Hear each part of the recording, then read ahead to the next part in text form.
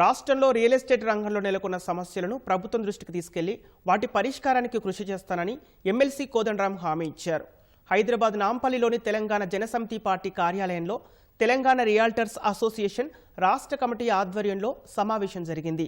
నూతన సంవత్సర క్యాలెండర్ ఆవిష్కరణ సభకు ఆయన ముఖ్య అతిథిగా హాజరై క్యాలెండర్ ఆవిష్కరించారు.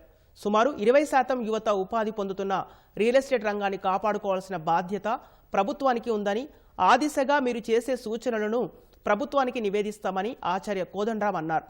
రియల్ ఎస్టేట్ సజీవంగా ఉండాలి అంటే ప్రభుత్వం రాష్ట్ర వ్యాప్తంగా అభివృద్ధి కార్యక్రమాలను చేపట్టాల్సిన అవసరం ఉందని అసోసియేషన్ నేతలు వ్యాఖ్యానించారు. ఈ పెండింగ్ ఉన్న లేఅవుట్లకు పర్మిషన్ ఇస్తే అవి క్లియరెన్స్ చేస్తే అమ్ముకోవడానికి ఈజీ అవుతుంది, లేకపోతే సమస్య వస్తుంది అని ఈ విషయం కూడా నేను ప్రభుత్వంతో మాట్లాడుతూనే ఉన్నాను. ఇలాంటి మిత్రులందరూ కలిసినప్పుడు చెప్తూనే ఉన్నారు ఇలాంటి సమస్యలు ఉన్నాయని. నేను వీటిని ప్రభుత్వం దృష్టికి తీసుకుపోతున్నాను. ఇప్పటికే నేను 1-2 సార్లు మాట్లాడాను ముఖ్యులతో. మాట్లాడుతూ వాళ్ళు ఏమన్నారంటే, అన్న మాకు కూడా ఆదాయం కావాలి, పెండింగ్ లో పెడితే మాకు కూడా ఏమొస్తుంది, తప్పనిసరిగా ఇది వెంటనే రిలీజ్ చేద్దామని అనుకుంటున్నాము. ఏదో ఒక సమయం చూసి దానికి సంబంధించి నిర్ణయం కూడా తీసుకుంటామని వాళ్ళు చెప్పడం జరిగింది.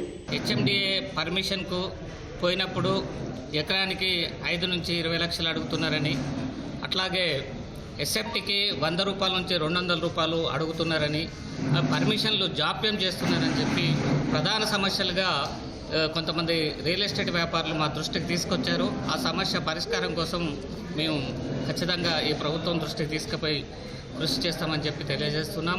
రియల్ ఎస్టేట్ రంగాన్ని సజీవంగా ఉంచడానికి కాంగ్రెస్ ప్రభుత్వం కృషి చేయాలని, దీనికోసం ఈ రంగంలో నిపుణులైన వెంచర్ల ఓనర్లని, మార్కెటింగ్ వాళ్ళను, రియల్ ఎస్టేట్ రంగంలో అనుభవం ఉన్న వ్యక్తులతోటి ఒక కమిటీని ఏర్పాటు చేసి ఉపాధి అవకాశాలను పెంపొందే విధంగా రియల్ ఎస్టేట్ రంగాన్ని అభివృద్ధి చేయాలని మేము డిమాండ్ చేస్తున్నాం.